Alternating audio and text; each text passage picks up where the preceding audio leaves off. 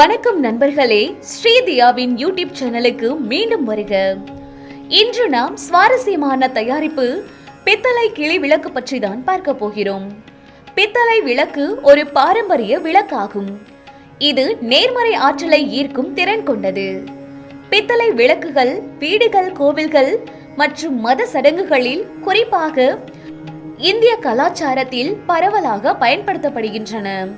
இந்த விளக்கில் உள்ள கிளி வடிவமைப்பு செழிப்பு, மகிழ்ச்சி மற்றும் நல்ல அதிர்ஷ்டத்துடன் தொடர்புடையது.